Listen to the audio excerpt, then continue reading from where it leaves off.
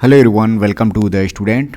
LP CBT 2 की तैयारी में हम लोग 4 वीक का स्टडी प्लान कंप्लीट कर चुके हैं और इस वीक में हम लोग 5वें वीक का स्टडी प्लान देखेंगे।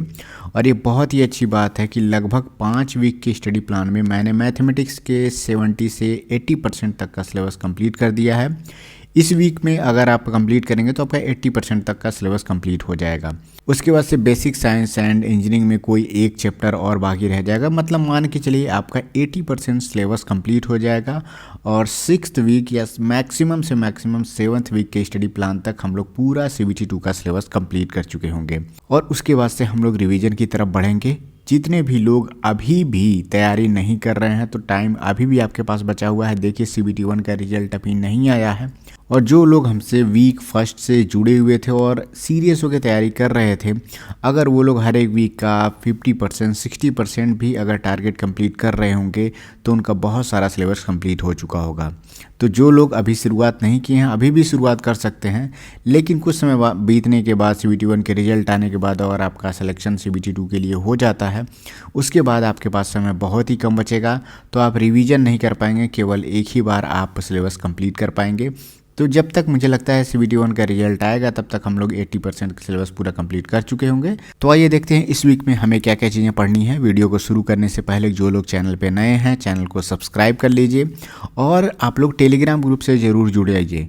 टेलीग्राम ग्रुप का लिंक मैं नीचे दे रहा हूँ या फिर आप जाकर के सर्च कर सकते हैं @the_student ऑफिशियल से। अगर आप सर्च करेंगे तो आप इसके ऑफिशियल ग्रुप में जाकर के ऐड हो जाएंगे। वहाँ पे आपको पीडीएफ इसका मिल जाएगा और जितने भी स्टूडेंट हैं वहाँ पे चैट ओपन है। तो बहुत सारे स्टूडेंट एक दूसरे की मदद करते रहते हैं, क्वेश्चंस पोस्ट करते हैं और एक दूसरे के सवालों के जवाब वहाँ पे देते रहते हैं। तो बहुत सारे लोग, लगभग 6000 से ज़्यादा उसमें लोग जुड़े हुए हैं, तो आप भी जाकर के ज़रूर जुड़ जाइए। अब बात करते हैं सबसे पहले बुक्स को लेकर के। हर एक वीडियो में बताता आया हूँ कि बुक्स आप लोग परचेज कर लीजिए।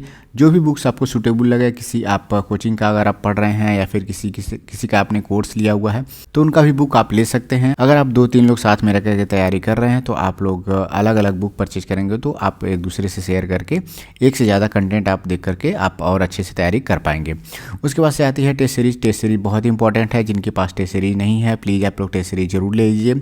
हर एक वीक के टारगेट में 2 टेस्ट सीरीज दिया जाता है करने के लिए, तो आपके पास टेस्ट सीरीज होगा तभी आपका इसमें काम बन पाएगा। उसके बाद से स्टडी नोट्स सभी के पास होना चाहिए। प्रीवियस ईयर क्वेश्चन पेपर का सेट आपके पास होना चाहिए, चाहे बुक के माध्यम से चाहे ऑनलाइन माध्यम से। ज़्यादातर बेहतर तभी होगा कि जब आप बुक के माध्यम से पढ़िए और हो सके तो आप टेस्ट सीरीज में बुक प्रीवियस ईयर क्वेश्चन का टेस्ट सीरीज दिया हुआ है तो वहाँ से आप प्रीवियस ईयर क्वेश्चन का टेस्ट सीरीज दे सकते हैं। अब आते हैं पहला जो टारगेट है हमारा, 2 previous year question paper CBT 2 का जो 2018 की वैकेंसी में हुआ था उसको हम हर एक वीक में इंक्लूड कर रहे थे। तो अब तक जो लोग 4 वीक तक का अगर फॉलो किए होंगे तो उनका पूरा आप प्रीवियस ईयर क्वेश्चन का सीबीटी 2 का पेपर हो चुका है। तो इस वीक से कुछ भी आपके सामने नहीं बचा हुआ है। तो अब इस वीक से कुछ भी आपको ये नहीं पढ़ना है, 2 प्रीवियस ईयर क्वेश्चन पेपर नहीं करने हैं। तो इसका जो टाइम बचेगा वो हम basic science and engineering drawing में देंगे और अपने ट्रेड पेपर को देंगे। ठीक है, अब बात करते हैं दूसरा हमें क्या करना है कि 2 टेस्ट सीरीज आपको देने हैं सीबीटी 2 के। तीसरा नंबर पॉइंट है कि एक प्रीवियस ईयर पेपर में जो एएलपी का अभी जो कंप्लीट हुआ है सीबीटी 1 का 2024 वाला, एक पेपर आपको देना ही देना है। मेरा कोशिश यही है कि सीबीटी 2 के पेपर से पहले आप सीबीटी 1 जो 2024 में पेपर हुए हैं उसके कम से कम 8-10 सेट आप जरूर अपने मन से जरूर लगा लीजिए। अब आते हैं मैथमेटिक्स पे। इस वीक में आपको 2 चैप्टर जो कंप्लीट करने हैं वो है पहला ट्रिग्नोमेट्री, दूसरा है हाइट एंड डिस्टेंस। 150 क्वेश्चन करने की इसमें ज़रूरत नहीं है, आप 100 क्वेश्चन ही इस पर करिएगा। 50 क्वेश्चन 60 क्वेश्चन आप ट्रिग्नोमेट्री से कर लीजिएगा और 30-40 क्वेश्चन अगर आप हाइट एंड डिस्टेंस से कर लेते हैं तो आपका ये चैप्टर कंप्लीट हो जाएगा। रिवीजन भी आपका अच्छे से हो जाएगा। रीजनिंग हमेशा की तरह मैं कहता आया हूँ कि इस वीक भी आपको पढ़ना नहीं है। रीजनिंग के लिए अब 2-3 वीक के जो शुरुआती के टारगेट दिए गए थे उसमें आप रीजनिंग के जो वीक चैप्टर हैं उसको आप रिवाइज कर सकते हैं। बाकी अब आने वाले जो वीकली स्टडी प्लान उसमें आपको केवल रिवीजन करना है, जो आप प्रीवियस ईयर क्वेश्चन पेपर से और टेस्ट सीरीज से आपका काम हो जाएगा। अब आते हैं basic science and engineering drawing में। इसमें सारा चैप्टर कंप्लीट हो चुका है, बस यही बचा था heat and temperature. Heat and temperature बहुत ही अच्छा चैप्टर है और इसमें से जो न्यूमेरिकल है इतनी आसानी से नहीं होता है, तो आप इसके कॉन्सेप्ट को ज़रूर समझिएगा। इसमें जो फॉर्मूलेज यूज होते हैं उसको कहाँ पर और कैसे यूज करना है, छोटे छोटे वर्ड्स हैं इसमें हीट एंड टेम्परेचर में। इसका डेफिनीशन को लेकर के, इसमें थियरी को लेकर के बहुत अच्छा अच्छा क्वेश्चन बनता है। इसमें डिग्री सेंटीग्रेड को फ़ारेनहाइट में बदलना, फ़ारेनहाइट को केल्विन में बदलना, या फिर डिग्री सेंटीग्रेड के केल्विन में बदलना, इस तरह के क्वेश्चन आपको एक दो क्वेश्चन इस पर 1-2 क्वेश्चन आपको देखने को मिल जाएगा। अब बात करते हैं इंजीनियरिंग ड्राइंग। इंजीनियरिंग ड्राइंग में अभी तक जो आपने पढ़ा है सफिशिएंट है, आप रिवीजन करते रहिए। 50-60 क्वेश्चन आपको हर एक वीक में एक्स्ट्रा करते रहना है। जो भी आपने बुक परचेज किया है उसका एक्सरसाइज जो है आपको 50-60 क्वेश्चन हर एक वीक में अगर आप करेंगे तो इंजीनियरिंग ड्राइंग आपका कंप्लीट हो जाएगा। शुरू के ही 2-3 वीक में मैंने जो टारगेट दिया था, अगर आप उतना पढ़ लेते हैं तो ये सफिशिएंट है। 1 से 2 क्वेश्चन ही इसमें पूछा जाता है। अब आते हैं ऑक्यूपेशनल हेल्थ एंड सेफ्टी। ये रिवीजन करना है इस वीक, आप इसको बिल्कुल भी छोड़ दीजिएगा, मत पढ़िएगा। अभी तक आपने जो पढ़ा था, रिवीजन किया था, सफिशिएंट है। इसको लास्ट में हम देखेंगे। समय आपको बचाना है, ज़्यादा से ज़्यादा आपको नई चीज़ों को सीखने में देना है। यहाँ पे IT लिटरेसी अभी तक 50 क्वेश्चन करने के लिए कह रहा था, लेकिन अब मैं कहूँगा कि 50 से आप आगे बढ़िए। लगभग आप 70-80 क्वेश्चन, 90 क्वेश्चन की तरफ आप बढ़िए। यहाँ पे 100 क्वेश्चन मैंने टारगेट में लिखा हुआ है, लेकिन आप कोशिश करिए कि कम से कम 60-70 क्वेश्चन तो मिनिमम आप करिए। एनवायरमेंटल एजुकेशन पे सेम उसी तरह से आपको 100 क्वेश्चन इसमें भी करने हैं। IT लिटरेसी से तो ज़्यादा क्वेश्चन आपको देखने को मिल जाता है, एनवायरमेंटल एजुकेशन से थोड़ा कम क्वेश्चन देखने को मिलता है, लेकिन इसका सिलेबस बहुत बड़ा है।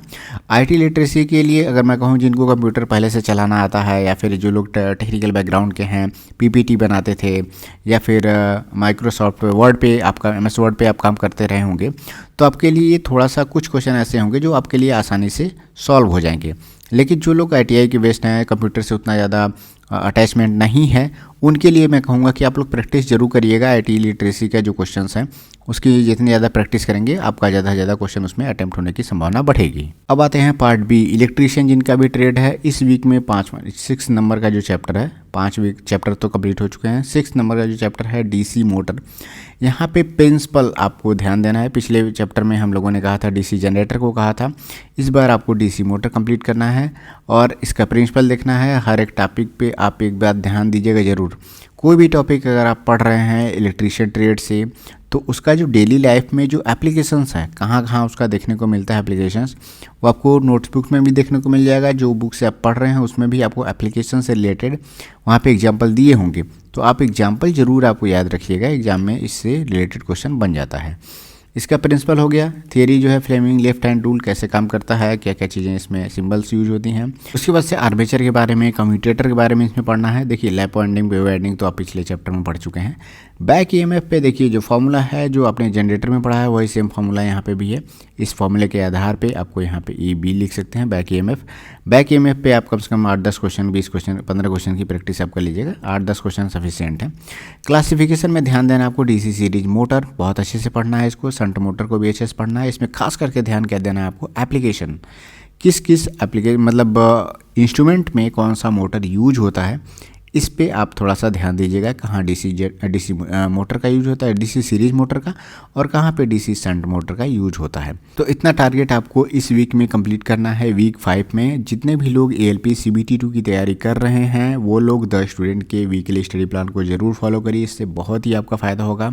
और इससे क्या है कि आपकी जो पढ़ाई है वो एक रेगुलर वे में, एक सीक्वेंस में चलती रहती है।